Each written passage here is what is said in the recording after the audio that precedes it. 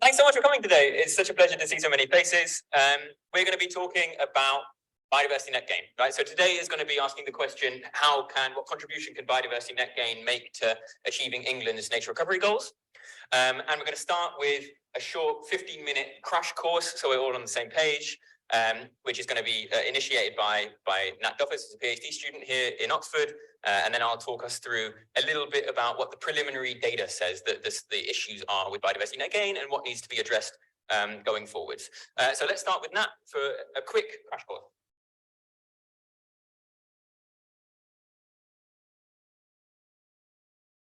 Okay, hi, Nat, as promised, crash course in BNG is the plan. So I think to understand BNG, biodiversity net gain, and what we're trying to do, we have to think about the current context of nature in England and what we need to do to get to where we want to be. So thinking about growth, we have a really high projected household growth in England. This is between 2016 and 2041, and you can see some hotspots of up to 30% or more projected growth. But at the same time, UK biodiversity is declining, with 15% of species threatened with extinction. And since 1970, more species have decreased in population than increased. And to turn the clock back and recover these species, we need land. And thinking about the 2010 Lawton Review, we need habitats which are bigger, better, more joined up. But that's in competition with this growth, right? Both things need land. So how do we manage this sort of conundrum between growth and nature, and can we do both is the question, and that's where biodiversity net gain comes in. So what is biodiversity net gain? Just to define it, it is a new approach to planning or land management which aims to leave biodiversity in a measurably better state than it was before. And this will be mandatory from November under the Environment Act for nearly all developments requiring planning permission. And it sets out the requirement to achieve at least a 10% biodiversity net gain, and that should be maintained over a period of 30 years. So our hopes for mandatory biodiversity net gain, what do we want it to do? What is kind of the aim here? So the first one is that we're hoping that BNG will create a market for biodiversity units. So when a project can't fulfill its 10% net gain, private landowners will be able to step up, create biodiversity gains and generate some income by selling those units. This will also create a source of funding for habitat banks, which will feed into local nature recovery networks. So that bigger, better, more joined up approach, BNG could be a source of funding to really drive that and invest in these local nature recovery networks. It's hoped that biodiversity net gain will help reverse biodiversity declines by alleviating some of this development pressure on biodiversity. So by putting nature at the very beginning of planning, not as an afterthought, it has a real big role to play, is the thought. And then also, importantly, biodiversity net gain is adding an economic incentive to not harm nature in the first place. So if you're harming a really nice bit of nature, that's going to be very costly. So hopefully biodiversity net gain will redirect development to lower impact areas where developers aren't going to have to pay large sums of money to offset their actions. But I think to understand biodiversity net gain, you have to understand like how it really works. And when we say measurably better, how are we measuring that and how are we defining that?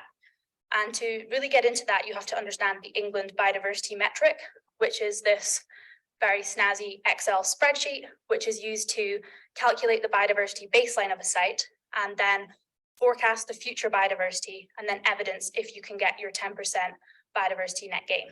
So to break it down into its simplest form, you have your lovely site and you want to calculate your baseline biodiversity units. So you take the size of the habitat and then the distinctiveness. So the distinctiveness refers to rarity, ecological value. Then you take the ecological condition of that site and then the strategic significance, which refers to where the site is in the landscape. Can it contribute to nature recovery networks or other local strategies? So that's your baseline. And then you think about the future. So say you have a piece of land and you want to put a Tesco superstore on it. You think about what will that look like in 30 years? And you then put that same thing into the metric. So you put in your development, so your Tesco, your car park, and then you also put in the habitats that you're retaining. So you put those in as well. any habitats you're enhancing, and then any offsets which you need to meet your 10% biodiversity net gain. So the exact same criteria again, but because we're kind of looking into the future and we can't assure that these things will happen, you have to include some multipliers. So these take into account the difficulty of the proposed creation restoration. They take into account any time lag. So when will you have these new units? When will you have these habitats? Is it in 5 years, 10 years, 30 years? And then also taking into account where these habitats will be. Are they on the site? Are they offsets? Are they 50 miles down the road, 100 miles down the road, that kind of thing. So then you just calculate the difference. Baseline and post-intervention, it should be 10% more. And that is how biodiversity net gain in its essence works. So I think what's interesting for me as an ecologist is the ecological condition criteria. So what makes a good condition habitat? So taking the example here of grassland, if you're doing a biodiversity net gain assessment, you go out with a tick list of habitat features, all to do with vegetation.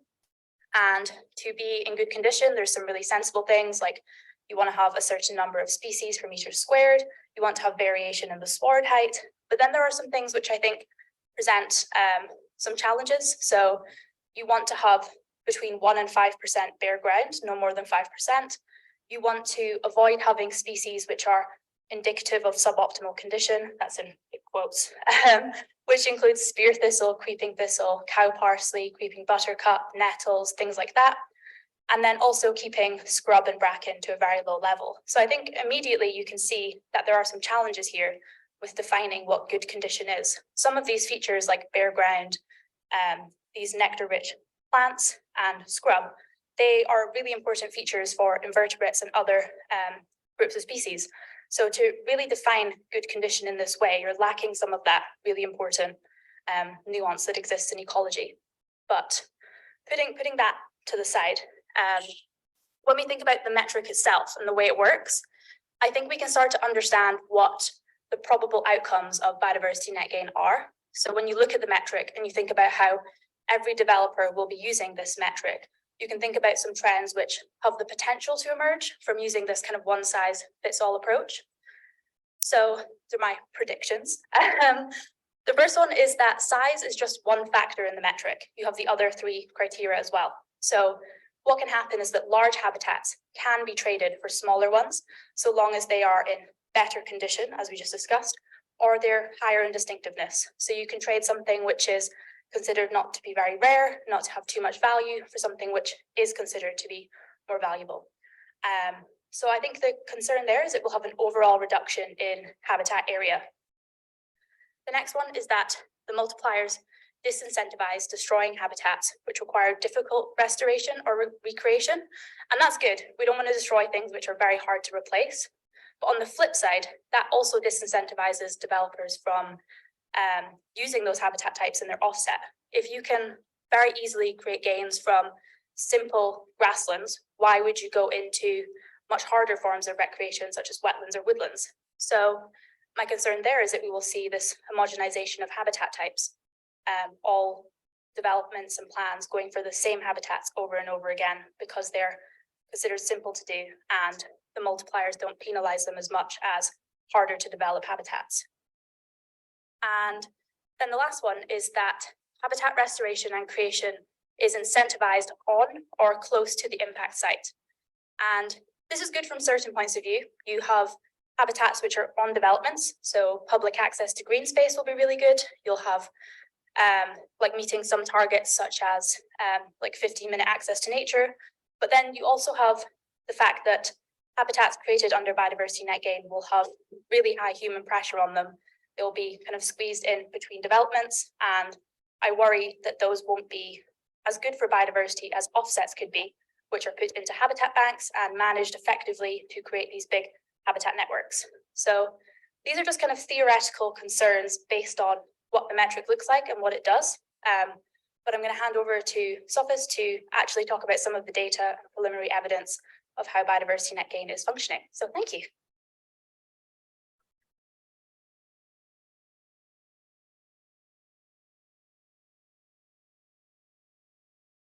Super, thank you, Nat. Yeah, okay, so these are the kind of theoretical concerns that come out from an understanding of the metric. Now, what does the data say? So, for the last 3 years or so, us in Joe Bull's group, first at the University of Kent and now at the University of Oxford, have been working on biodiversity net gain by trying to actually build data sets using real observations to try and understand what kind of outcomes will be delivered. So we've been tracking essentially every development that's been happening in 6 councils in England that started net gain early. So before it actually started implementing it nationally, which is going to come into force from November 2023. And very simply, we've been just aggregating across all these developments and trying to understand, what goes into those metrics and what comes out of those metrics. And in aggregate across all of this development, what are the outcomes that we're seeing? So this is just a really quick schematic of the kind of habitat changes that we're expecting under biodiversity net gain. So this is a preprint that we actually released a couple of weeks ago, but it's a kind of an update to a study that we published in 2021 that was presented quite similar results. But what we can see, if you look at the top graph, which is the changes in the area of different habitat types, right? So for each column, each set of columns represents a habitat type or a set of habitat types in the metric. And on the left-hand side of each of those columns, we have what's there before the development under the baseline condition, and on the right-hand side, what's there after the development occurs. So under this kind of post-development scenario.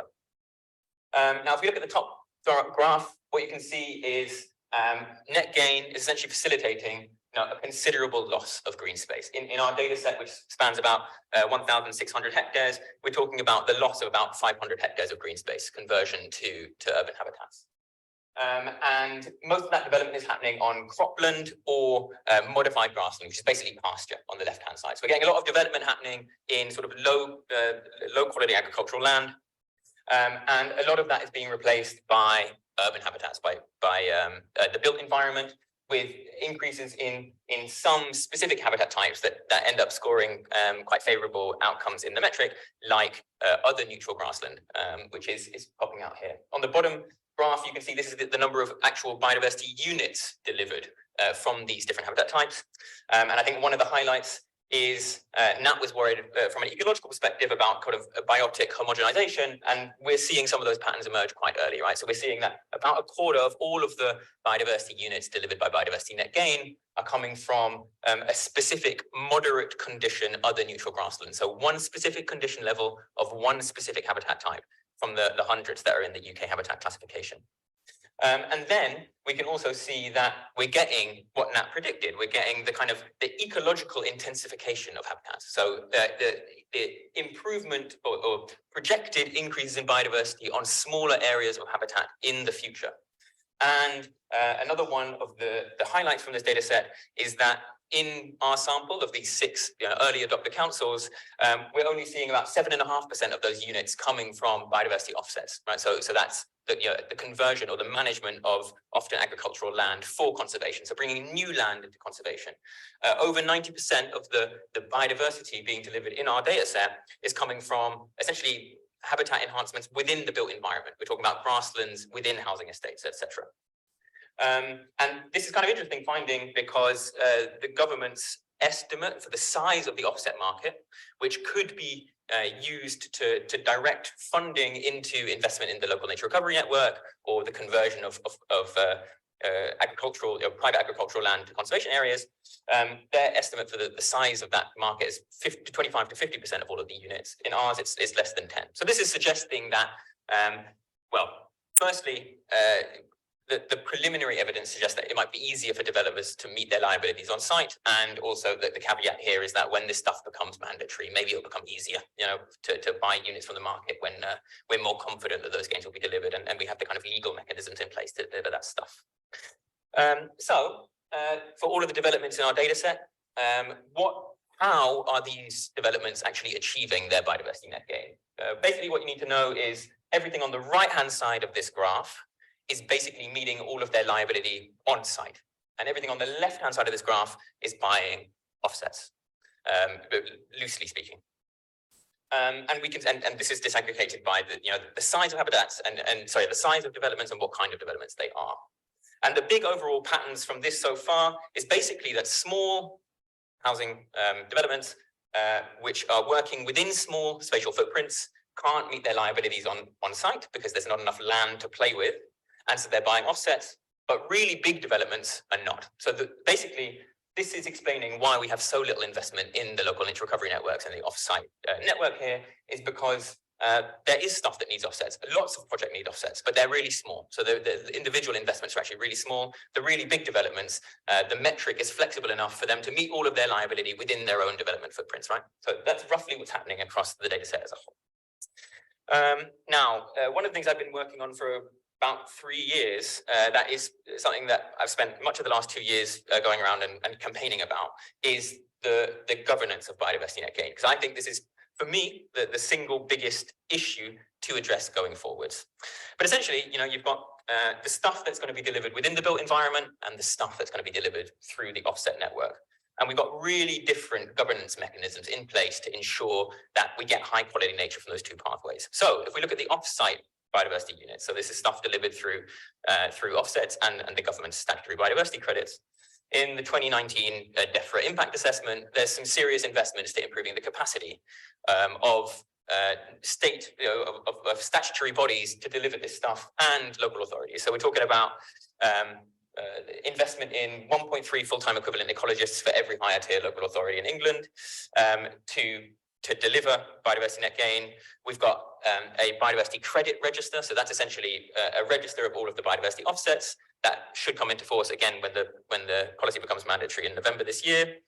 And offsets that register on the data set, in the register, will have to provide monitoring reports every couple of years to demonstrate that they're actually delivering these biodiversity gains. And the government's also created a new legal instrument for protecting biodiversity gains on private land, the Conservation Covenant, which has been brought in specifically to facilitate this new piece of legislation, and some other nice things like giving legal powers to prosecute land owners if they're basically promising to deliver credits, but it's based on false information, right? So they've thought quite hard about how to deliver biodiversity offsets. This looks better, I think, than many of the international comparisons that I work with. But as we've seen from our data set, there is a risk that over 90% of the gains are actually coming on site. Now, the government's proposed no new compliance monitoring or enforcement measures for delivering the biodiversity habitats within the built environment, and that the local planning enforcement mechanisms are essentially considered adequate to deliver this stuff. Here's the problem, is that the local government planning enforcement system is in no way capable of delivering this function. So it's a reactive planning system that relies essentially on reports from members of the public for them to go and investigate violations of planning conditions. And on top of that, central government guidance to local authorities actually suggests that they explicitly don't enforce anything that doesn't meet the threshold of a serious harm to a local public amenity, which is often considered to mean threat to human life, right? So the idea that local governments will enforce, the violation of a planning condition 10 years ago because you didn't deliver a grassland to a specific condition level that you promised in a planning application, I think that is extremely unlikely to be delivered in practice. So, our big concern here is it looks like, according to our data, around 90% of all of the outcomes are essentially ungovernable. Right? So what does this all mean? Well, net gain in our sample of these 6 early adopter local authorities is associated with a considerable loss of the green space that's devoted to nature. It's promising lots of really quite ambitious future condition gains. And in our data set, over 90% of that is coming within developments themselves. Now, in a recent analysis, we quantified how much of this 90% we think actually has a very high probability of non-compliance. In the paper, we go through the specific methodology for calculating this. But in essence, we worry that about 1/4 of all of the biodiversity outcomes of biodiversity net gain are at a very high risk of non-compliance. That there's very few governance mechanisms to ensure that that stuff is delivered in the future, right? So if biodiversity net gain is aiming to achieve a 10% improvement in biodiversity, and 27% of that is very unlikely to be delivered, then this thing doesn't look like it'll be delivering a net gain in biodiversity.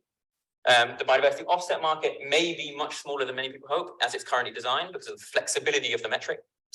And I think the last thing that is really important to say is that the existing planning system deals with biodiversity really, really badly. So despite all of these problems, Biodiversity net gain is still representing a kind of polluter pays principle. It is still trying to internalize the externalities of development. And I think it still looks like it's very likely to be better than the existing planning system for biodiversity, but that's really not saying much. Okay, so there's our quick update on biodiversity net gains. Now we're all working on the same page, and we're really my takeaways here is that I think net gain is missing opportunities to raise money for investment in the local nature recovery networks, in these offsite networks, and it's delivering a lot of these biodiversity gains that are potentially overambitious and essentially legally unenforceable. So for me, the highlights here to make sure that the system really works are to sort out the monitoring and enforcement of these on-site units. And another piece of work that we didn't present today, but suggests that there's enormous capacity shortfalls in the local authorities that are supposed to be delivering this stuff. So a recent analysis showed that 60% of local authorities don't have any in-house ecological expertise. So they have 0 staff to deliver this. And so obviously addressing those systematic capacity shortfalls is going to be key to this solution. So very, very happy to introduce today's panel. So today's panel is Nat Duffers, a PhD researcher in biodiversity net gain in the Department of Biology. We've got Professor Joe Bull, who's an associate professor of climate change biology, who's been working on biodiversity offsetting related issues for over a decade. Dr. Prue Addison, who's the strategy director at BBOUT. Professor Alex Teitelbaum, who's an associate professor of economics. And Ben Taylor, who's the CEO of the Trust for Oxford's Environment, one of the key delivery partners in delivering biodiversity net gain in Oxfordshire. So please may I welcome the panelists to the stage.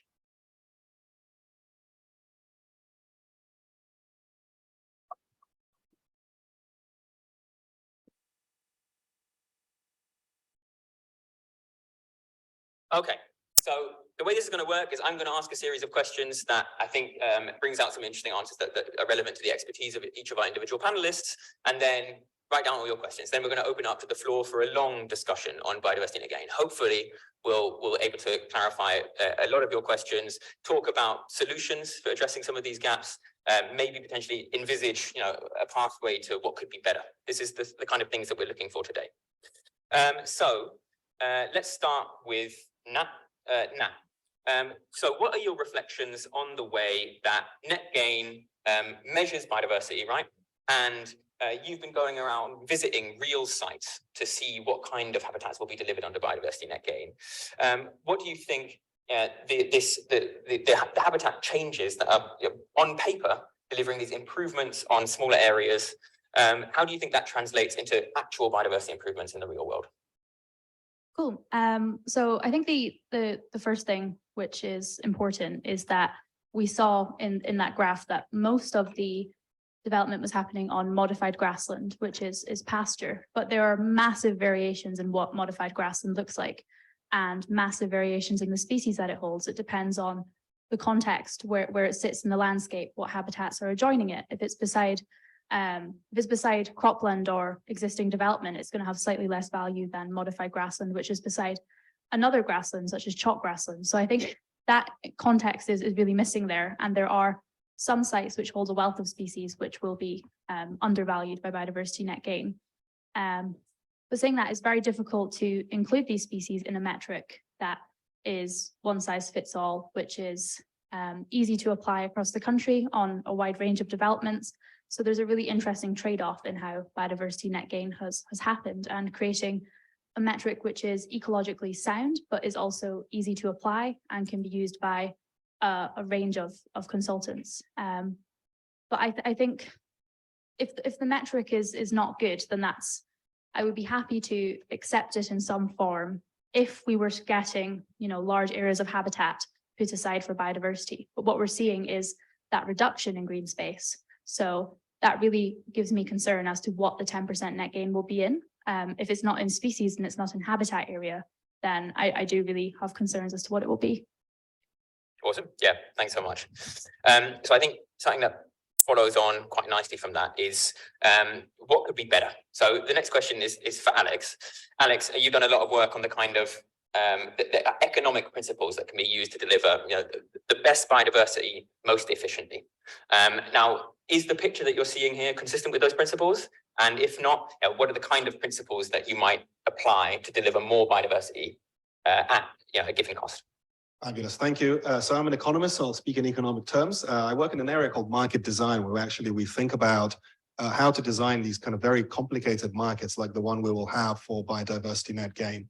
And the sort of the broad message when you're designing a market, trying to get resource allocation to work in a market-like way, which is what this is trying to do, is sort of three principles. One is efficiency, obviously, but the efficiency means something quite precise here. It says, you know, we want the most ecological outcome measured by NAT in a good way per pound, and the per pound bit is very important. These are often, you know, private or public money that is being used for this. It really matters how much this stuff costs. So the second thing is liquidity. So if a market is going to work, trade needs to happen. Prices need to be discovered in some way. And the way that prices get discovered is by a lot of people trading these goods, trying to figure out what the prices need to be. So liquidity comes from when there are a lot of participants or a lot of things that are being traded. And so part of the reason why biodiversity net gain is set up this way, and it's set up in other countries like Germany with eco points in a similar way, is to try to commodify the product that that you want to create the market for. The trouble, of course, when you start out with something like biodiversity is actually every site is extremely heterogeneous. You know, a priori, there's no comparison between a grassland in north of Oxford and a meadow in Scotland. And what the metric does is to try to commodify it. And that's what actually helps the market happen. But in a moment, I'll explain why it's actually, it has, you know, huge consequences for how things pan out. And the last thing, sort of equity, we haven't really talked about this, but I think in many markets, when you're thinking about designing a new market that hasn't sort of emerged naturally, is you have to think about what are the kind of justice implications for it. People are going to be made better and worse off in various different ways. So very important to think and kind of recognize that. So why do I have similar concerns to the ones that Sophus and Nat have already mentioned? In part, the way that I think intellectually the market is set up is very similar to how we think about climate change regulation. And the way we think about this, about climate change, many of you of course know this, is that there is a homogeneous pollutant called carbon dioxide emissions, right? Or maybe there's different types of gases, but we, you know, aggregate them to some kind of carbon dioxide equivalent, and we say, look, we want less of that stuff, right? And we set up a market, and in principle, you pick your favorite quantity of carbon dioxide in the atmosphere, there'll be a price that will ensure that this amount of carbon dioxide gets emitted. And in fact, if everyone follows that price, you can set it by a carbon tax, for example, that will be efficient. Efficient in what sense? It will achieve that goal at the lowest possible cost, right? So you decide on the goal, how much carbon you want in the atmosphere. I will argue you can create a market, and that's, you know, that's the principle behind something like the emissions trading scheme. So this kind of idea is being used here to set up the biodiversity net gain market. But actually the crucial step that is being taken here, that can be taken for granted in the regulation of carbon, is the commodification bit. And what happens is that we first need to convert the grassland in North Oxford into some number of points, right? And this has been the pattern throughout these kind of markets elsewhere. But it creates two bad incentives. The first, and in fact, both Sophus and Nat have already hinted at these, but let me put these into economic terms, and so that's why I don't find them surprising. The first one is that because the object is commodified, what you're trying to do is to achieve that goal at the lowest possible cost. So you go through your 100 different types of habitat, and you pick the one that gives you the points at the cheapest possible way, you know, given the site that you. Every developer is going to do that. There is no question about it. That is how people respond to incentives. Okay, so I'm completely unsurprised. I didn't know exactly which type it was, but you know, now we actually see, and we can back this out. It'd be nice to see if this is kind of corroborated by what seems to be the costs of delivering these units. So that's one side of it, and I think that sort of explains a bit about what things are happening on site. The trouble is also what's going to happen off site. I'm not sure I completely. I'm kind of less certain about how much offsetting there will be. To me, this sort of 7% number actually feels like quite low. And I think once the market develops, actually, there'll be a lot of incentive to go into the market. So I suspect it will grow, but please don't hold me to this. Economists making prediction is never a good thing. But my hunch is, given that the costs of accessing this market are being removed, as Sophus has suggested, I think there will actually be more proportionally more offsetting being done. But the homogenization creates very strange incentives on that side as well. And what it does, it doesn't recognize specifically the things that are different about biodiversity that from, say, something like carbon. And it is that things are heterogeneous, they operate more fabulously at large scale, and they need to be connected. So the point is that, you know, two sides adjacent to each other might be way better than having these two sides being separate. But if you have a homogeneous good that's being traded, that is this, you know, unit of biodiversity net gain, and there is only a single price for this, there is no incentive that is pointing you at the fact that these two things need to be next to each other. And so part of the issue is that by allowing the market to operate at the scale, it's just going to deliver projects locally in a fragmented way where they're going to be least costly from the point of view of the individual project about how it's measured. But of course, the social value of these projects is much lower. And in fact, it would have been better, indeed, it would be more efficient to aggregate some of these projects or to make them adjacent to each other or to connect them. But there's nothing in the system that is actually providing that incentive. Now, you might hope, for example, that there's already structures in this market that it could make this work. And in particular, this possibility of intermediation, the fact that there's going to be some, let's say, habitat banks or, you know, organizations like Environment Bank that could basically take the demand for the units that are coming from the developers and actually make the projects that they're realizing be connected and well structured. But again, we don't see any evidence of that happening at the moment. In principle, they could be doing this. They could be, creating the project that they're creating, not just being the cheapest possible ones, but the ones that are actually most ecologically valuable per pound. Unfortunately, the incentive for them is not to do that at the moment either. So I'm hoping things will change. I'm afraid, you know, I'm not actually sure about Sophus's last conclusion that this is better than doing nothing, because I think it will improve nature, but the cost of this is going to be substantial. So I think actually realizing how costly this is going to be and what the opportunity cost is going to be, this money could have been spent so much better if we had set up this market in a better way. And the last thing I might say, am I going too long? No, great. Okay, the last thing I want to say is, okay, but what do you do better? How do you actually solve this? Is there a better way? And my answer to you, yes, absolutely, there is a better way of doing it. So you can kind of get best of both if you regulate in a smart way. I'll give you one very quick example. Let's say you want to create a habitat in Oxfordshire, and you recognize that there's value from connectivity. You can imagine running an auction for habitat restoration, for example, where the winners are going to be explicitly rewarded for being next to one another, right? So, for example, if I create a really nice bit of habitat and Kathy is my next door neighbor and she creates a bit of habitat, the ecological function in this auction might say, this is really great. And so per pound, this is a really great deal, even if we look kind of expensive individually. And so you can actually use this price system. Now, this kind of auction, because it will be competitive, will still reveal our individual costs of delivering this habitat. And that's a really good thing. It's very important to try to reveal the private costs through a competitive mechanism.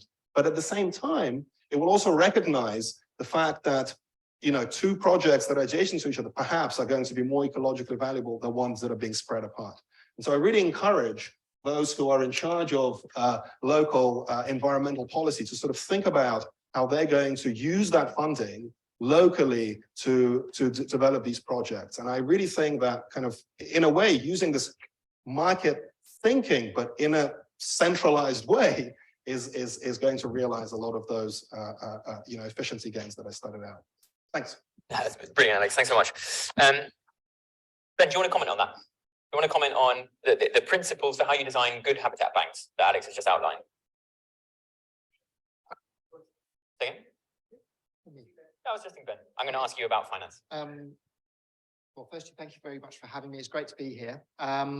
So, yeah, I'm just going to kind of go back on some of the themes that have already been kind of brought up. So my organisation, the Trust for Oxfordshire's Environment, the reason we're involved in this at all is that we're trying to deliver nature recovery in an area, Oxfordshire, really against the Lawton principles, actually kind of seeing that as the underpinning set of kind of working principles that we're working towards.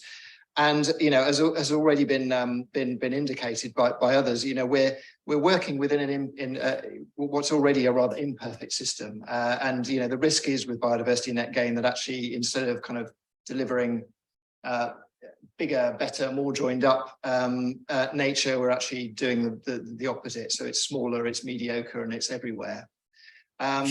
So how do you work to change that? So I suppose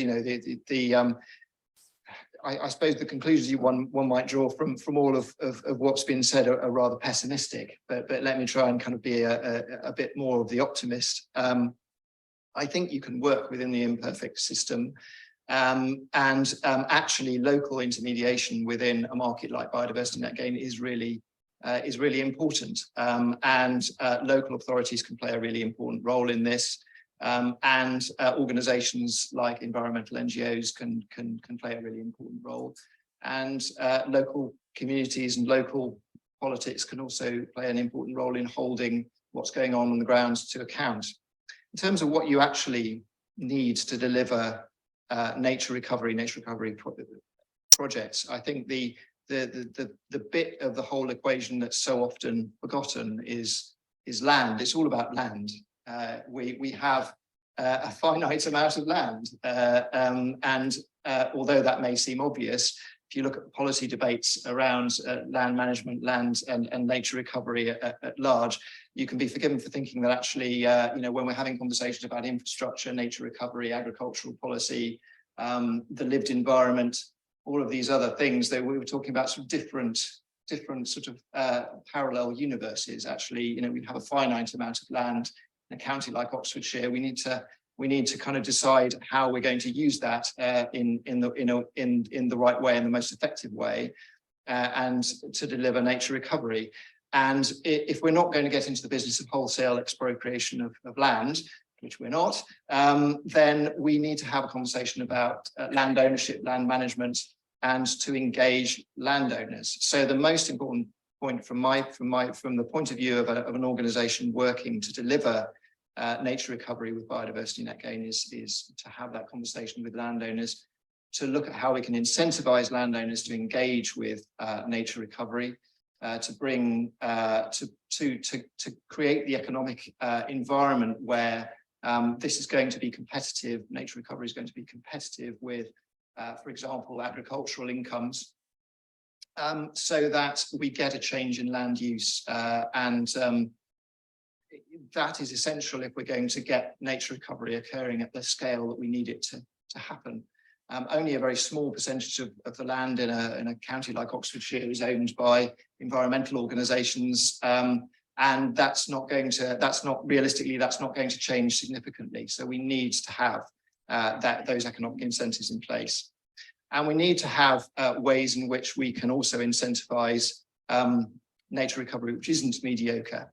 So the metric has already been described. It kind of incentivises other neutral grassland. And that is one of the big drawbacks to the system. But it's not inevitable, and you can use the system in order to you can subvert the system from within. You can try and deliver something which is better than just the most economically advantageous, which is definitely to take a plowed field and turn it into other neutral grassland. So you can create systems which are going to allow, which are going to incentivize landowners to deliver things which are distinctive, habitats which are distinctive and of higher value, and importantly more joined up. So I think one of the other key things which I'd highlight is the importance of partnerships, and the partnerships between organisations and landowners, between private sector organisations and third sector organisations and local government, and looking at ways of delivering at scale, high quality, and strategically in a way that's aligned with local nature recovery. So, for example, the way in which Trust for Oxfordshire Environment and BBAP, for example, are working together to try to optimise what can be done within an imperfect system. Brilliant. Yeah, thanks so much. So I'm going to move on to Prue now to talk about the economics of actually running habitat banks. Okay, so what do the economic incentives look like? How can you build a good business model around delivering a habitat bank in Oxfordshire? Thank you, Sophus. I'll answer that question in a moment, but I think I need to provide a little bit of context as to why the Wildlife Trust are here dealing with biodiversity net gain. So I belong to your local wildlife trust. I'm the Conservation Strategy Director. We've decided it is better to participate in this market rather than sit back and watch it happen possibly very badly. And we're doing this from a number of angles. So first of all, at the very start, we work as a national movement of wildlife trusts where we lobby government to always make further improvements to environmental policy. So that's certainly, we're always pushing. Every time there's an opportunity through consultation, we're always scrutinizing, and feeding back through that process. Locally, we have a team of biodiversity officers who screen development applications in Oxfordshire, Berkshire and Buckinghamshire. So they're looking for issues with developments that are causing any harm to the environment, to nature. And part of that, we've always done that for a very long time, but now the new part of that is scrutinizing the metric calculations that are coming through from developers and picking up lots of errors and mistakes and pointing those out to those local planning authorities and suggesting that they really need to be addressed for that planning application to be approved. Next, we've got a consultancy, Future Nature, which is exactly, is designed to work with developers from the very start of a development to make sure that harm is minimized or even avoided for nature. So again, working at that, that very early stage. And then we've decided also at the very end stage of the offsets to develop our own habitat banks. So that is now what I'm going to talk about. So we've launched our first habitat banking site in Oxfordshire. It's in the Vale of Whitehorse. It's called Duxford Old River. We launched it earlier this year with the support of TOW, who have been processing developer funds already. And basically this site is the way that we want to deal with the off-site solution in biodiversity net gain is to find strategic sites, first of all. So this one is already next to one of our largest nature reserves. So it now creates about 300 hectares of nature reserve in Oxfordshire. It's at the heart of a conservation target area. It is part of the draft nature recovery network for Oxfordshire. So it's hitting all the strategic, making things better, and more joined up. So for us, we acquired this site a few years ago through the very generous donations, grants from TOW, but also from members of the public and our members who contributed to allow us to purchase that land, which was fantastic. A few years on, we've been working on it, looking at how we could make this a habitat bank. So by a habitat bank, I mean, currently it's very poor value in biodiversity measured by the metric. We have a vision for that site, which is on the Thames, to create a floodplain mosaic with scrub and really take a nature-led management approach for that site. So we've planned out what the vision is for over 30 years, and then we've started to work out, okay, how much do we think this is going to cost us over 30 years to create this, in order for us to work out, therefore, how many units we're generating and how much we can sell those for. It's quite, it's been quite an exercise. We've been spending probably about the last 18 months on this to work this out, because it's, just imagine any part of your life trying to work out 30-year projection of how much one, aspect of your life is going to cost in full, and try and get that cost right. So we've done a big exercise with our land managers who have over 60 years collectively. We've got experience in land management, so we should have a rough idea of how much things costs. But basically, we've developed a massive spreadsheet to estimate all the costs. All the times the fencing is going to need changing, how much it's going to cost for cattle grazing, staff costs. What's inflation going to look like over 30 years? How much contingency do we need? How much is this site going to flood? What's climate change going to do to this site? So there's been amazing amounts of oh God, we've got to think about a lot of things. So we come up with this projection of total cost and add a good, dose of contingency in there in case we get it wrong. And then what we do is we've worked out the number of units that can be generated on that site and how much we can therefore, we need to sell those to cover the full cost of 30 years of management of that site. So I don't think that's actually been mentioned, the 30 years. So basically, it is required that units are created and maintained over 30 years. So our habitat bank has to be in existence for at least 30 years. If we were an average landowner, we'd be like, right, 30 years, that's it. And then we could do what we want with the land. But as a wildlife trust, we want to manage this in perpetuity. So we're also factoring in trying to get investment into that site to actually put into, to hold as investment to keep us being able to manage that going forward beyond the 30 years. But the question is, how can we, the market hasn't fully started yet. There are developers seeking to buy units in the Vale of Whitehorse, but it's still a fairly small, there's not that much going on just yet. So the question for us is, the cost is well over £2 million for us for the 30 years. And we need to work out, okay, how many units should we sell now or sell in the future to try and make this money back at the right time? And so we've been working with some finance experts called Finance Earth, who have been helping us financially model when we should actually think about selling those units.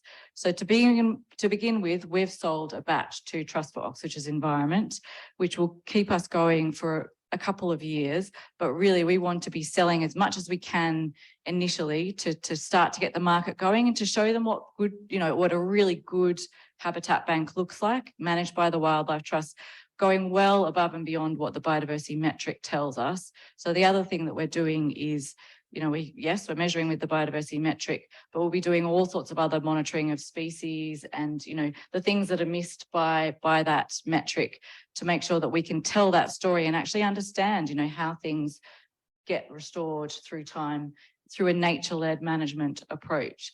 So there's a lot of uncertainty. But we think because we already own the site now through that generous, donations from our members and from trusts and grants that we've got, that it is worth a punt for us to really try and, show what good practice looks like, to set that market, to set that expectation, rather than lots of small little things coming through. So that's the Wildlife Trust approach at the moment, and we're repeating that around England. Brilliant. Yeah, thanks so much. I love this panel. It's so good. Joe, how does Biodiversity Net Gain compare with other kind of biodiversity offsetting schemes internationally? What are the strengths? What are the weaknesses? What's your thoughts? Thanks. Big question. Thanks to Nat and Sophus for the introduction, and thanks to the other panelists for their comments. I should also preface this by saying that I'm an unrelenting optimist, so I'm not sure if we've, even compared to Ben, so I'm not sure if we've been placed on a spectrum here on this panel. But in any case, how does it compare? Well, a couple of things I want to say. First of all, it's good to zoom out and look at the bigger picture and how this relates to other policies. I think that's quite important here. I think in terms of this policy and the stage it's at now, yes, there are some limitations to it. The metric isn't perfect, then no biodiversity metric is perfect. Yes, there are issues with some of the credits being under high-risk governance regimes and so forth. There's a lot of issues with it. And we obviously study those, right, in our group, and then others do as well. But, we've got to remember where we're at. We're talking about a regulatory requirement for almost all developments in the UK to measure biodiversity impacts, to somehow demonstrate that there's going to be some kind of restoration or otherwise conservation measure put in place to not only reverse those impacts, but go beyond and achieve a net gain. I mean, this is a leap forward. It's a light years from where we were 10 years ago, right? This is a massive step forward. So the big picture is, I think, really important to remember here is that even though there remain issues with this approach, with the metric and with BNG more generally, it's a massive step on from where we were even 10 years ago in terms of planning policy and biodiversity. So I think that's quite important. How does this relate to other, policies was the question, which I should be answering. So like a politician, I answered a different question first. But yeah, it's based on a lot of other policies. These things take a long time to embed, right? So in terms of the history of these kind of net outcomes type policies globally, of this type, we have examples like the US wetlands, which started in kind of 70s and 80s. That took a few decades to really bed in and start to work. It's a similar idea in terms of trading wetland credits with, wetlands being destroyed and other wetlands being created or restored to provide credits that compensate for those. So we have a similar kind of model there. We have similar models in Australia. There's different Australian states have similar kind of vegetation offset type policies that go back to the early 2000s. And what the what the BNG policy does is it bases a lot of its theory on some of those kind of those previous policies. But one of the things we have to remember from those policies is that, as I said, they take a long time to get working. They take 5, 10, 15, 20 years to go from the original idea to actually being put in place and actually being improved to the stage where they're fit for purpose, right? So we have to remember there's that kind of timescale. BNG, the history of BNG, you know, it comes really from, again, it goes back to at least 2010. You know, it was the coalition government that brought in the idea and made it a political reality, really, of having this kind of system in place. So we're going already back almost 15 years. And in the early 2010s, we had a kind of a pilot biodiversity offset policy, which was set up in completely the wrong way, right? It was a good attempt at the time, but it really wasn't. There was huge problems with it. This is back in the time when Owen Paterson was Environment Secretary. You know, this is, I heard a snigger there, I'm not sure that's appropriate, but anyway. But yeah, so we're going back to that kind of time, and the offset policy set up then had huge problems with it. It was a voluntary policy. It had the origins of the DEFRA metric, but there were much issues with the metric, which have since been improved. And then, you know, it was so controversial at the time because of some of the commitments it made that I think it then, you know, basically went underground for a while and have subsequently re-emerged as Biodiversity Net Gain much later. And I think Biodiversity Net Gain is a vast improvement on the earlier biodiversity offset policy that was tried in the early 2010s for lots of reasons, not least that it's not a biodiversity offset policy, right? It's biodiversity net gain. One of the mistakes made earlier was that it was a biodiversity offset policy. And these net outcomes policies, whether it's here or in other places like Australia or the US or Germany or France, you know, they're best when they're framed as net outcome policies, not as offset policies, because the offset part should only be a small part of it, right? The point of these policies is to force impacts to be quantified in terms of the impacts on biodiversity, is to force developers or project proponents to look at the biodiversity impacts, measure those and disclose those, and then find ways to avoid them and minimize them first before they ever have to offset them, right? And we have to remember that. These policies are about incentivizing avoidance of biodiversity impacts. And so that's why I think it's great that we've moved to a biodiversity net gain type policy here eventually at this stage, rather than what it originally was, which was a biodiversity offset policy. And the final thing I'll say, because at some point I think we want to open up to the audience as well, is again about the broader context. A lot of the way this has been framed in the discussion so far, I think, we talk about the need to have big areas of nature, you know, huge areas of land, sets of nature conservation, which I agree with. We've talked about whether this is delivering the kind of things we need for nature recovery in the UK, in England, sorry. This is not our only policy for delivering nature recovery in the UK. This is a very specific targeted policy around saying, what are the biodiversity impacts of development projects? How do we mitigate those development impacts? How do we go beyond that and try to get some kind of restoration action out of development and planning? That is one very small piece of the puzzle for the much broader picture of how to achieve nature recovery in the UK. So we can't expect biodiversity net gain to deliver nature recovery for us. All we can expect it to do is minimize and hopefully slightly reverse the impacts of specific development projects. And then it needs to be thought of alongside all these other policies that we have, and whether that's ELMS, whether that's kind of NGO action, whether that's, you know, large-scale nature recovery programs. All of this stuff needs to be thought of as part of the bigger picture, which hopefully together will take us towards nature recovery. So for all of these reasons, I think we've come a huge way with biodiversity net gain where it is now. Of course, it needs to be checked. Of course, it needs to be improved substantially. It's not quite there yet. It's getting there. But I think we need to remember that we're on a journey here and we're making substantial progress as we go. Brilliant. Okay, well, thanks so much. So that's the preliminary comments from all of our panel. And now we have 35 minutes for questions and discussion. So yeah, we'd like to invite questions, please. There should be a mic going around. Carlin, you got a mic? Yeah, great. Thanks. Second.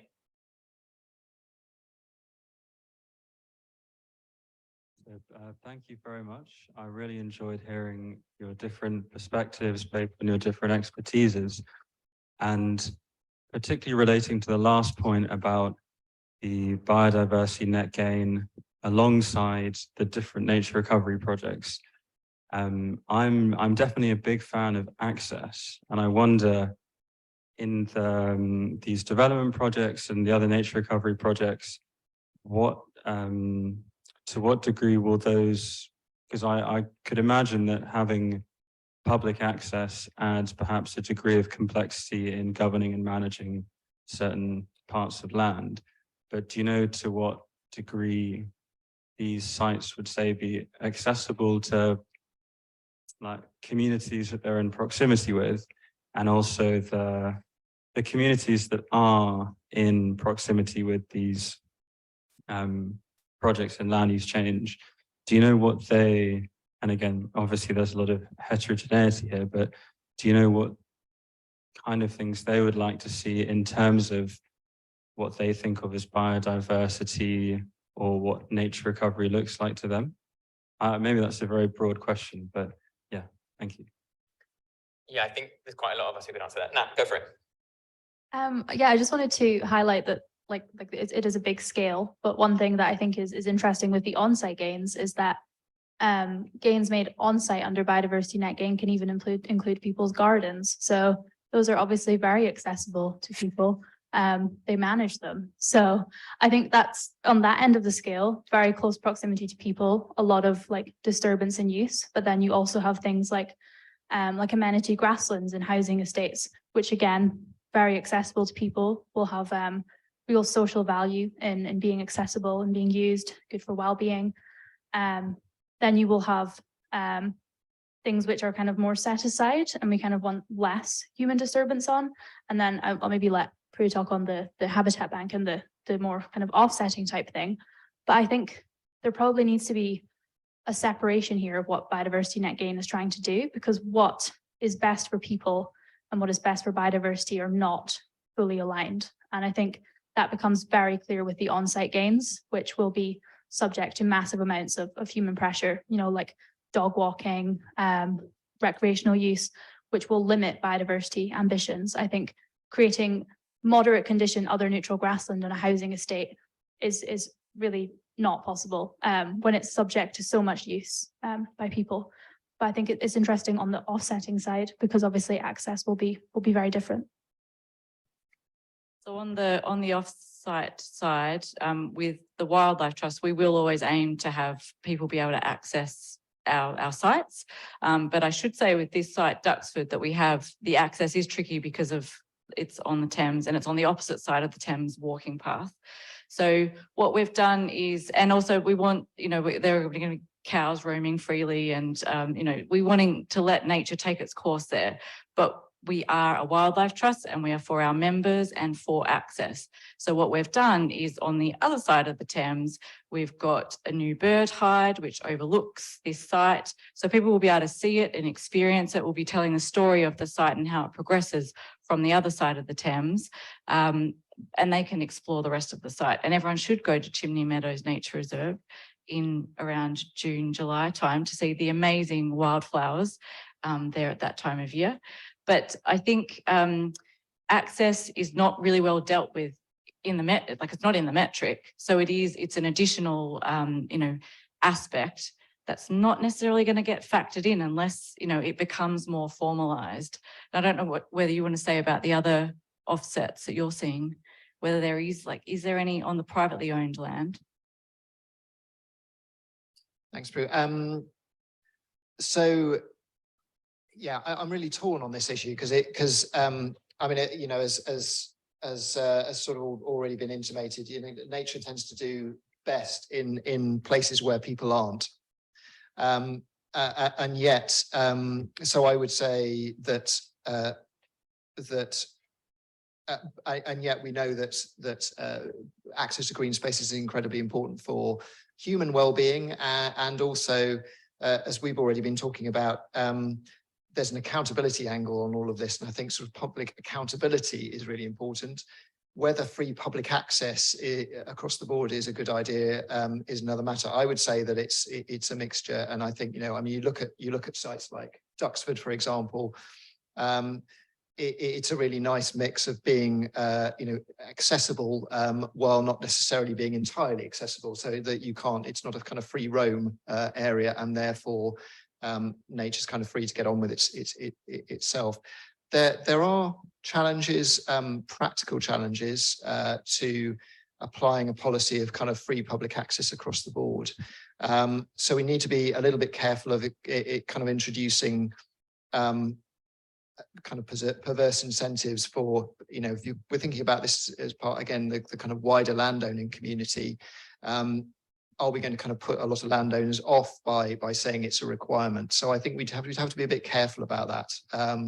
and kind of caveat it, because what we want is for more lands to be managed for wildlife. That is the key concern in terms of delivering biodiversity outcomes.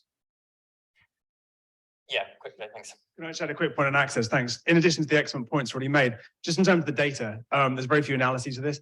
One thing I would say from our data set is, as far as I understand, and Sophus can correct me if I'm wrong, there's no indication from our data for England so far that biodiversity is being taken out of kind of public access and put into private access and locked away, right? The only study I'm aware of in the literature which looks at a jurisdictional level policy and asks this question is for Western Australia by Hannah Kelly-O'Lever and colleagues. They don't have enough data to kind of prove it can confirm either way, but the tendency, if anything, is a movement from biodiversity being on private land into public land rather than the other way around. So just to add a data perspective there. That was very interesting. Thank you. Perfect. Yeah, please. So thank you. I thought those are brilliant presentations, and I sort of came to learn, and I wasn't going to ask a question, but I am. Partly actually, Joe, it's driven by your comments that, it's better than, we should be pleased better than nothing. And I don't actually agree with you, because if I look at this data, I wonder how much more data we're going to have showing loss of large patch of land before we go, this isn't working. So that's where I'm coming at it. And when I look at the other policies out there right now, the government policies out there, I mean, I give up sometimes because they're so muddled, elms in particular. That is not going to, we really need a bigger overarching vision about how we're going to look after nature in the UK that does join it up. I mean, we're getting smaller, less connected, more fragmented. So, but I don't want to be totally negative, because I do agree with you on the fact that it's here, we've got it. So we have to improve what we have. To start from scratch again is not going to happen.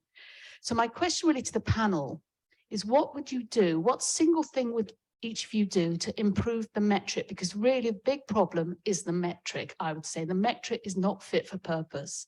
And so what would you do if you could change one thing in it to make it better?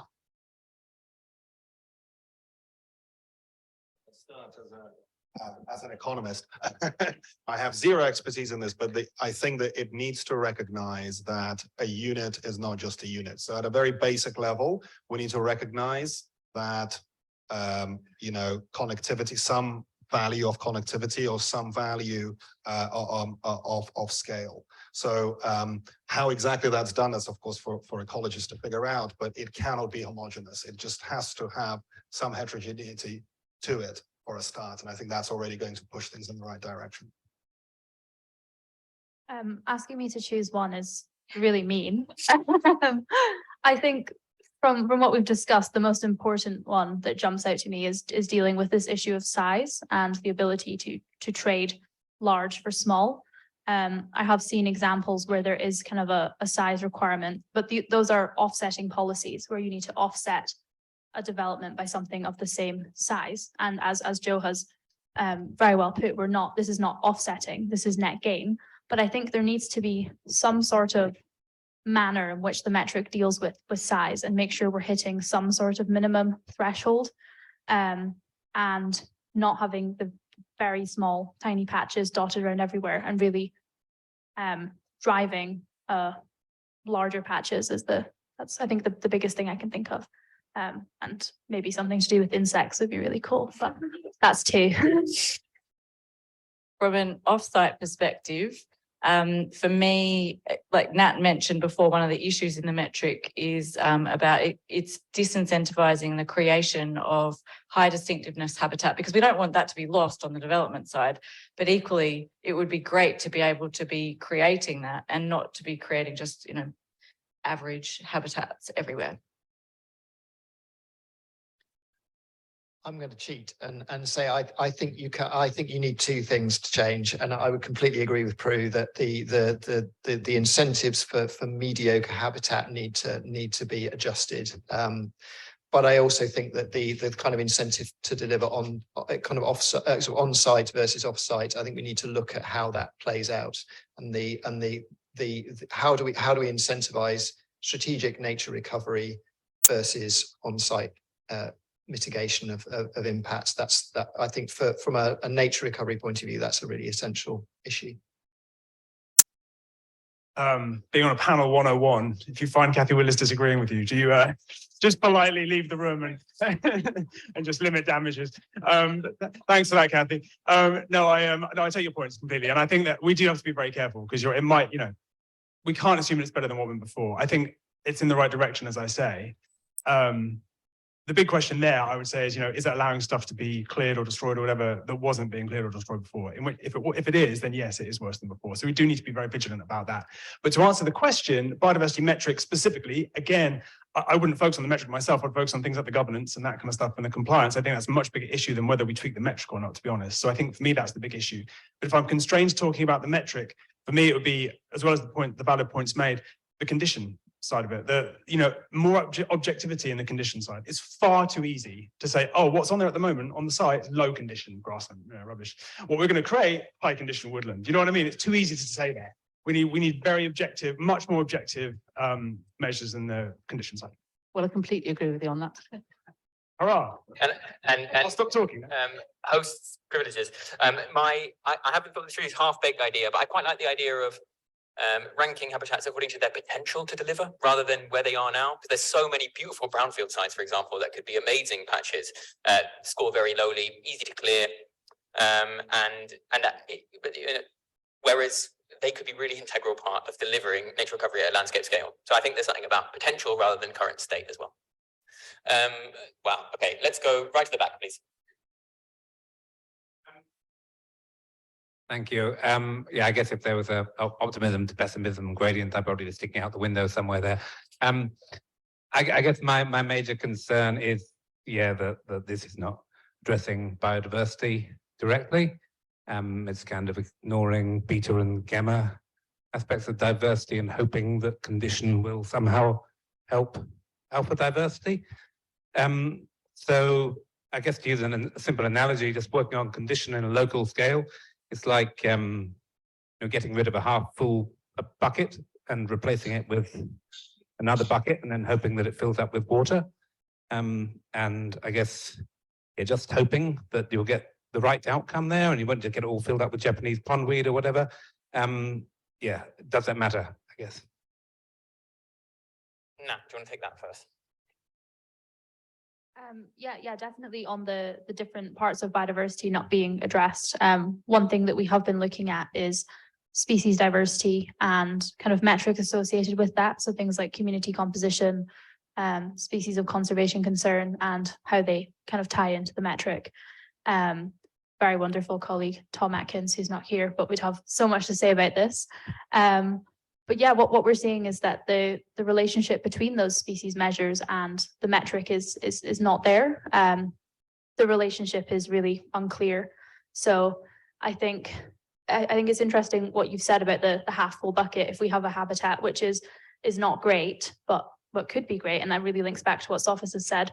Why are we trading that for something that's really uncertain to deliver in the future? And I suppose that's a big part of this, is that the losses today are really being traded for something that we hope will happen in the future, and there's no guarantee of that. So yeah, I'm slowly sliding down this end of the scale. I need to say something positive to bring it back up. Any quick comments on that? I mean, super quick, sort of from an economic point of view, there should be an insurance market. I think at the moment, the incentives, if you like, the risk is just offloaded onto the public essentially, and it should be loaded back on the private developers. And if we had serious penalties for non-compliance across time, I would suspect there could be some insurance market that would develop that would actually incentivize people to deliver on these things properly. And there's no obvious indication of how that's going to pan out. It's not completely clear there could be a well-functioning insurance market. A lot of these things could go pear-shaped in a very correlated way because of climate change, for example. So a lot of things might get undelivered in 20 years' time for correlated reasons. Very bad for an insurance market. But if these things are sufficiently sort of uncorrelated in how they deliver, you would expect that, there could be some help from finance actually to mitigate some of these issues. Okay, brilliant. So we've got 15 minutes left and lots of questions. I'm going to say we're going to limit the answers to be reasonably quick. We're trying to fit in at least 5 more questions here. So at the front, please.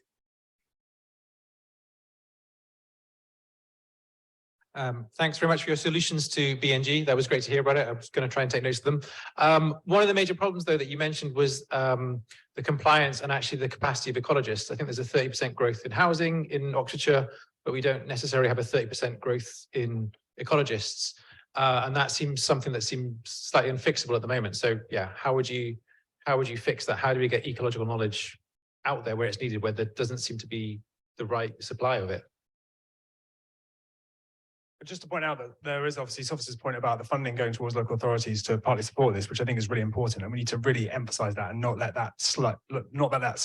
So I think partly it's about funding sufficient in-house capability within the local authorities. I think also we need a lot of training of early career researchers into ecology. You know, people like Nat and Tom are amazing at what they do, but you know, there's less and less people who have the skills to actually do that stuff, and it's really important we don't lose that. So I think it's a combination of making sure the funding goes to the right places to employ them, and then that we continue to deliver the training needed early on in careers to make sure people have the skills necessary to actually critique this stuff. Yeah, just to there's the other side of that, that we need more skills in planning authorities to scrutinize the metric assessments. But then on the other side, we need consultants who have the skills to carry out the assessments, and also, I suppose, the integrity to hold up against developers who really want cheap gains and they want their site to be undervalued so that they can very easily offset their losses, which ties back to needing condition sheets, which are, you know, not going to cause consultants to argue till the cows come home about whether it's good condition or moderate condition, which hugely affects the units involved. You know, it's not a small thing. So I think on the consultant side as well, that's really important. Yeah, please. So we keep getting told that UK has one of the worst sort of nature conditions. Oxfordshire, 4% apparently is any good for nature. And so one wonders whether the biodiversity net gain is really going to change the graph, which is just heading downwards in pretty much every metric of biodiversity you can measure. And given you've got all the experts on the panel, I mean, can they see in Oxfordshire that the biodiversity net gain is really going to make any difference at all? Or whether, for example, one should just take all the money and buy up whatever land you can and do biodiversity gain like Beebout is doing at its site at Duxford, because it's clear that all the on-site stuff which you've pointed to in your study, I would say that's a drop in the bucket of what actually needs to be done given the big picture. That's an excellent question, Kevin. And it's something that we have thought about already. And we actually got a student, an intern, to do a piece of work through the Leverhulme Centre here called Isabel Hawkins. And it's nearly finished. But basically what we did, we had this exact question. So Isabel's approach was, okay, let's estimate how much we think roughly nature's recovery would cost for Oxfordshire specifically. So we've got the draft nature recovery network map, made a load of assumptions, but estimated how much it would cost to actually restore nature in that 30% coverage of that whole network. That came out at around £1 billion, excluding land acquisition. So it could easily double if we included any sort of land acquisition in that. These are very rough figures, but we will release the report soon.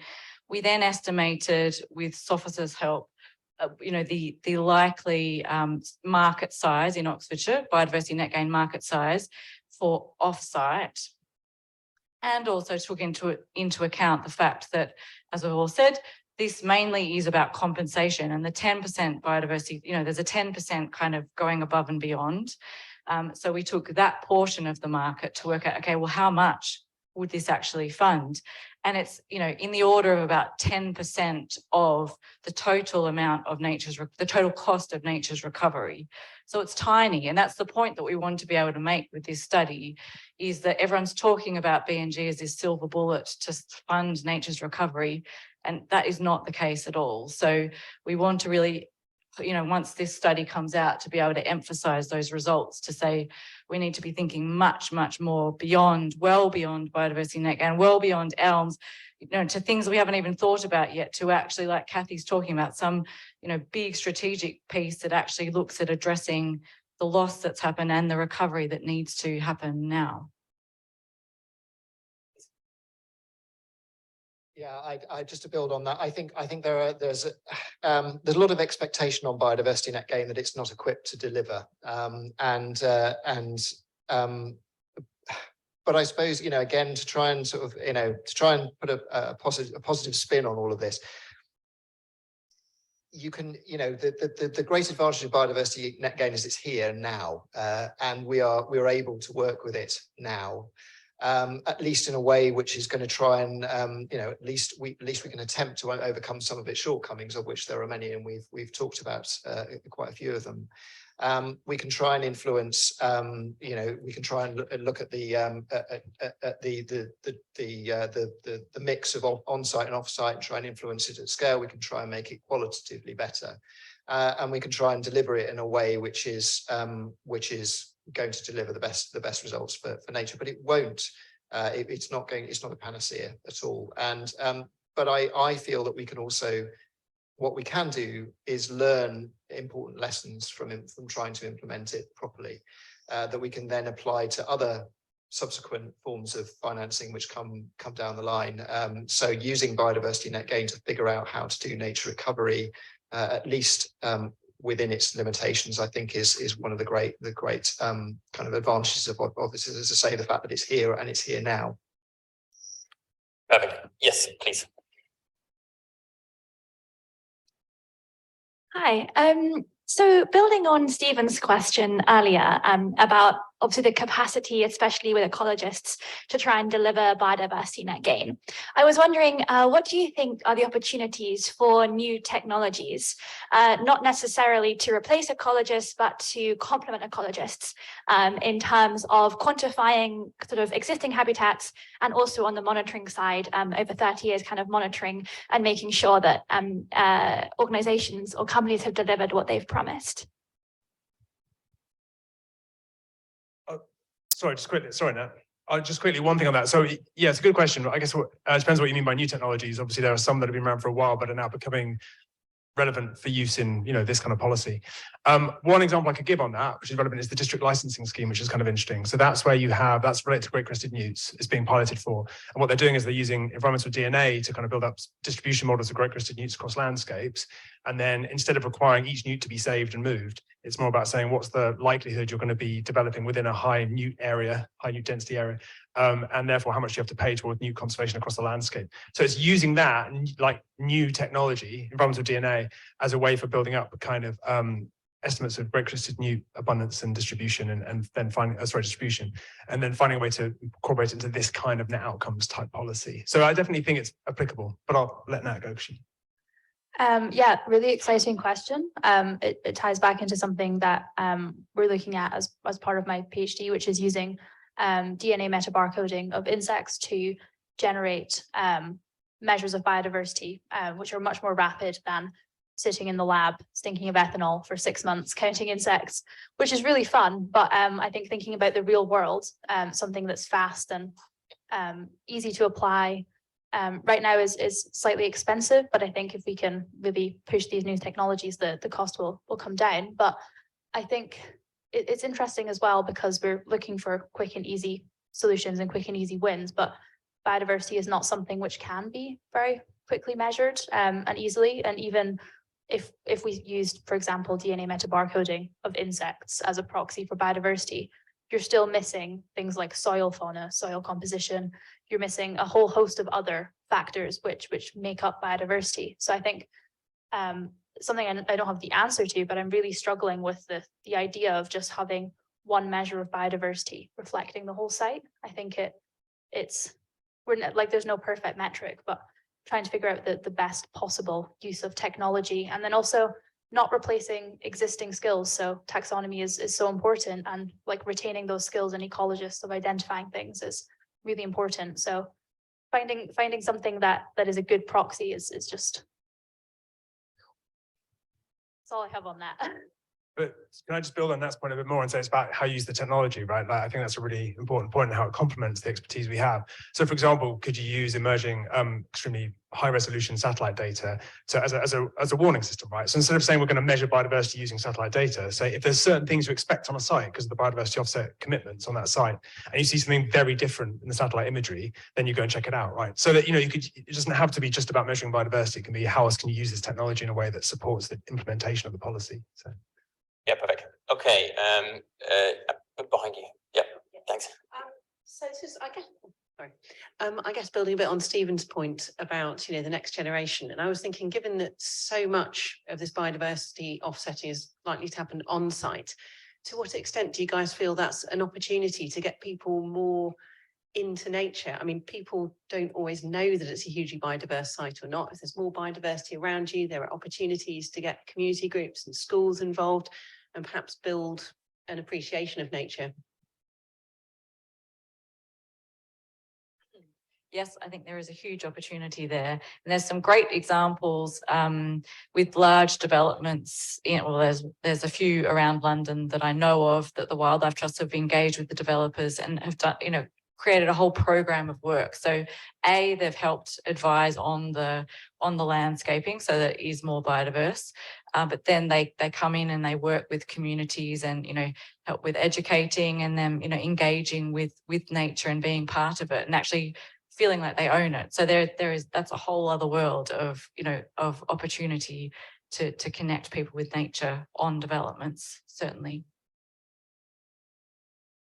Sorry, I hate being so pessimistic. I didn't have my Weetabix this morning or something. I'm just really being down on Biodiversity Net Gain. I think it is really good to have that public access and that engagement and that sense of ownership. But I do wonder if that needs to be separate from our drive to restore biodiversity. I think there are some really horrible examples in Oxfordshire of nature reserves and local wildlife sites adjacent to development, which are just being trashed by public access, not respectfully using the site and kind of not respecting the biodiversity there. And I think we can teach people to be different, but even things like dog walking is a massive problem for a lot of nature sites in England. So I do wonder if there needs to be this separation, not of people from nature, but of what Biodiversity Net Gain is seeking to do, and kind of like other targets in the Environment Improvement Plan, which really address people and nature and that access, and whether we can have both and not necessarily have one site trying to do everything, I think is, but I think that the on-site games is brilliant in building developments which have this green space and this access and building that awareness, but I do have those concerns as well. We've got a live situation at the moment with the development next to one of our nature reserves that we're going to work on, because they've put forward this, oh yeah, we're going to do all on, it'll be all on-site gains. We're going to create, what are they creating? Like fen and yeah, so lots of, high distinctiveness habitats of really, do you really think that's going to work with, people and dogs everywhere? And then, they're right next to a nature reserve as well. So I think, I think Nat is right. Should we be trying to do this all within within Biodiversity Net Gain? If you're going to have anything on site, be very realistic about what that's going to be. So what we're going to do is show them what scenarios are much more likely for their site and what the off-site solutions would need to be. But then there is, a whole lot of work that needs to be done with developers to get them properly, thinking about how to mitigate these impacts on neighbouring sites, neighbouring nature reserves, because that is a real issue. Okay, time for one last 2-minute question. Yep, please. So I was kind of wondering on the point of homogenization and habitats not being diverse, kind of 2 questions in one. Is there an idea you have on how we could incentivize people to have more, create more diverse type of habitat? Do you think it comes down to kind of wildlife trusts, for example, taking offsets and then taking it their own initiative to make these different diverse habitats that people can then buy offsets from? Yeah, I personally would like Prue to manage all of the biodiversity net gain commitments in England and make sure that they're all ecologically feasible. I think that the trading rules are really interesting because you can, when we talk about distinctiveness, so there's low, medium, high, very high, referring to the ecological value, the rarity, and you can't trade down, you can't trade a medium distinctiveness habitat for a low one, but you can trade up. So you can go from low to medium, medium to high, and it doesn't necessarily matter if they're the same broad habitat type. So if you have a low distinctiveness woodland, you can trade that for a medium distinctiveness grassland or high distinctiveness grassland. And I think there needs to be some sort of system of taking into account the wider landscape. You know, it's a low distinctiveness woodland. It might not have a very good condition, but is it the only woodland in that area? Is it serving woodland species, which if you turn it into a wonderful high distinctiveness lowland meadow, what are those woodland species going to do? You know, essentially homeless. So I think the trading rules, they make sense, but I think there really needs to be some sort of a more strict approach to trading really different habitat types, because I think that's where this problem lies. The other neutral grassland is medium distinctiveness, so anything low distinctiveness can become another neutral grassland. Just to add to that, it's a good question, Nell, and an important one. And again, as Alex was saying earlier, if you get a certain set of trading rules, everyone's going to go to the, the easiest option. And so it makes perfect sense from an incentive point of view.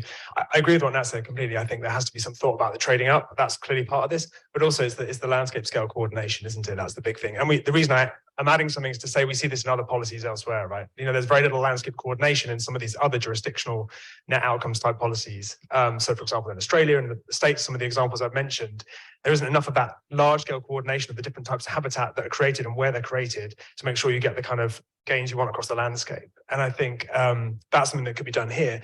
The Nature Recovery Network is obviously a way to think about that. And there might be other mechanisms too. But I think the key thing here is the coordination across the landscape. Because trading up by itself isn't necessarily bad.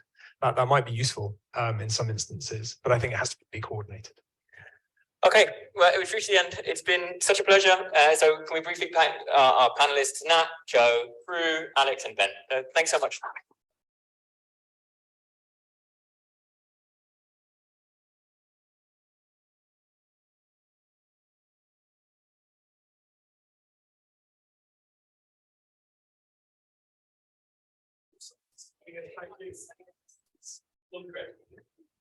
Thank you.